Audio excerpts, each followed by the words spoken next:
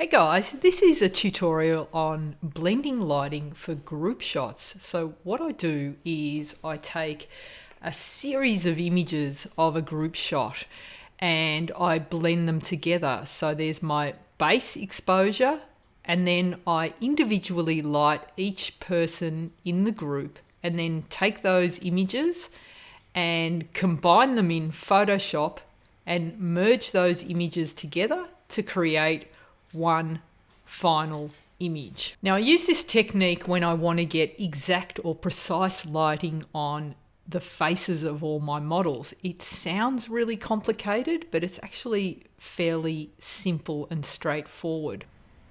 So I start with my base exposure and I'm shooting on a tripod, and I will set my focus point to one of the people in the group. So the f-stop, the shutter speed, and the ISO are going to be the same for each exposure. So this is my first shot, is the clean plate. So there's no lighting and it's basically the background that I'm going to use. I then bring in my light and I light the first person in the group. Again, the f-stop, shutter speed, and ISO are all going to be the same as my first exposure. I'm shooting to tripod and the focus point remains the same for all the images, and most importantly, I'm ensuring that my camera doesn't move for any of these shots. I light each person individually and I make sure that my settings remain the same, camera doesn't move, and the focus point is the same for each image. So let's have a look at how this all comes together. All right, so I've got the two guys on set and we can work with lighting in a way, it's like a comp shot. So what I would normally do if I wanted to get exact and precise lighting on 2, 3, 4, 5 different people is I'd set it up, put each individual person on set and then comp them out and comp the whole shot together. But there's this kind of disconnect, even if you're the best Photoshopper in the world, when you comp something together, it doesn't feel, there's something in your mind that says there's something not right about this, even if you can't pick it at the start. And I think like people looking at photos these days are a lot more discerning. They understand all the tricks behind the trade, and I think they can spot a fake as well. And when you've got two people and you want them to look like they're actually together, it's nice to shoot them together because I think the energy changes. So what I'm going to do with this shot is I've set it up and I've shot it as a daylight shot.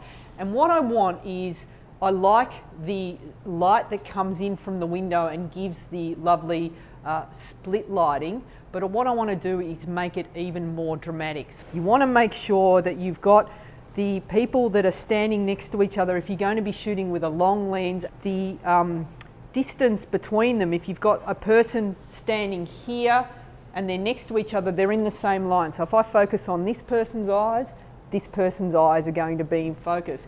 You get into a lot of problems if you've got people coming back further behind the model. If I focus on my eyes, it's more than likely that at f4 on a long lens, this person's eyes are going to be out of focus. So what I like to do is just make sure that everyone's on the same or a similar focal plane. If you have to, and you've got groups where someone is forward of the camera and someone is way back, then have a narrower aperture so you've got more depth of field. So I would just, for safety, when you're shooting on a long lens, go around f8 is going to make sure that, and if I'm doing groups and there is a big distance between foreground and background, I go around f11. That's the safety for me. So what I'm going to do is I'm going to do split lighting on both their faces. Now if I brought the light in and tried to light them both with this way, the person closest to camera is going to get the closest to the light, is going to get the majority of the light. The person next to him, the light falls off, it's a lot softer and they're not going to get as much lighting. So what I'm going to do is do it in a couple of frames. So put the light next to the first guy for the first shot and then move the light down to the person number 2, light them, take those 2 images, merge them in Photoshop, get rid of the light. Great photo when you've got everyone precisely lit. This is a great way to avoid doing comps and get everyone looking evenly and beautifully lit in the frame.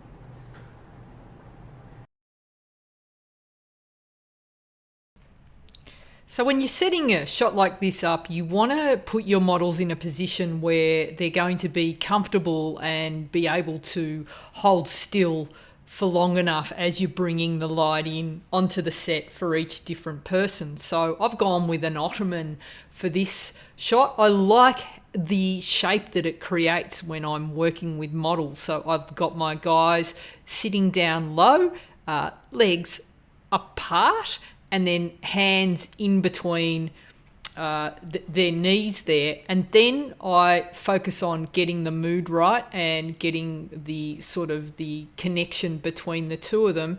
And then it's the little bit of fine tuning as well, making sure that jackets are sitting right, shoes look right, length of pants looks right. And then it comes down to just the final little fine-tuning tweaks. And often people, when they're really anxious, their hands are the first tell for that. So they might clasp their hands together. So I work on giving them things to do with their hands, like pretending there's a ring on their little finger or getting them to rub their hands. And then it's just about getting the shape of the face looking right. All right, so here's the first frame, shooting the clean plate with the boys, no lighting involved then. And now I'm bringing in the lighting for Morris, who is camera left, and getting the shots for him. So getting him looking right. So you can see nothing moving in the shot. Settings are all the same as my first image. Just tweaking him, making sure that he's looking right, getting his head in the right position. When I think I've got enough images of Morris and I'm just focusing on his expression at this point because I've got his body in the right shape.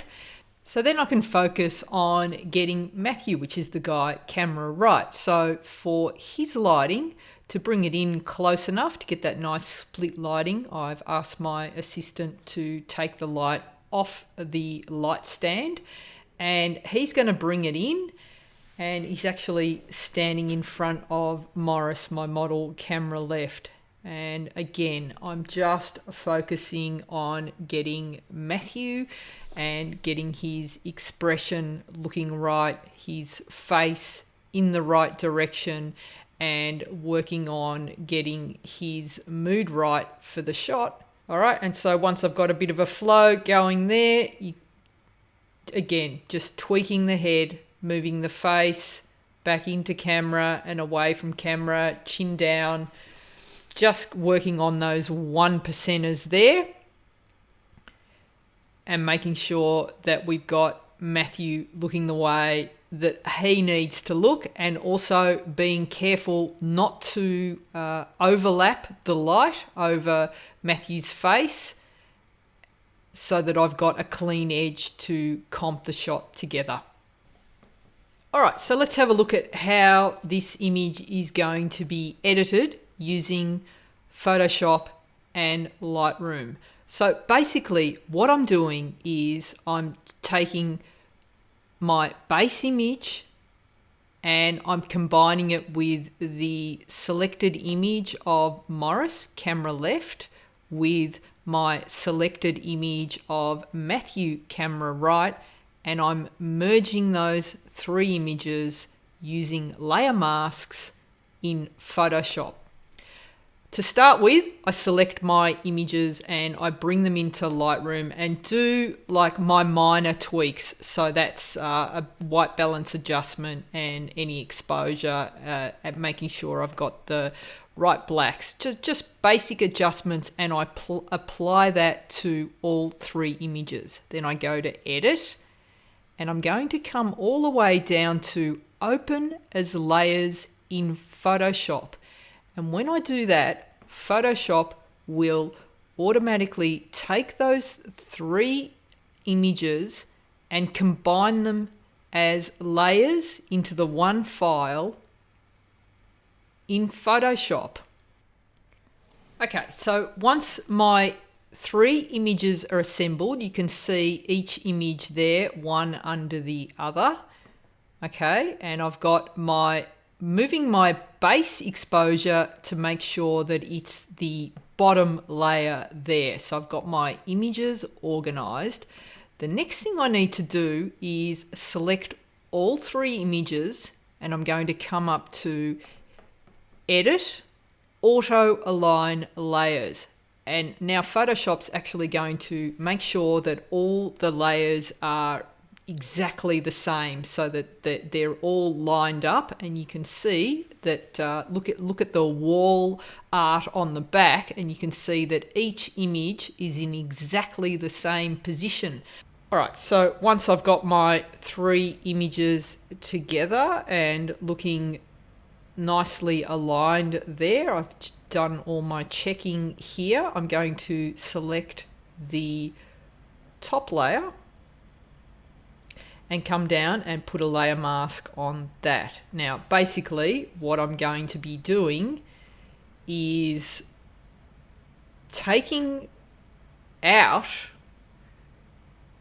Matthew from the top layer to reveal the Matthew from the next layer down. So if I've got a brush, I'm going to make sure that it's about 50% hardness, and bring my flow down to about 50%, and I'm just going to start brushing over Matthew. And you can see that with painting in with black, I'm revealing the Matthew that has been lit, that is the layer directly under my top layer. So I'm just masking him in, and it's actually very easy to do when you've got the layers precisely lined up. And because nothing moved because I shot to tripod, and I made sure that my point of focus was the same on all 3 images, there wasn't even any sort of micro movements.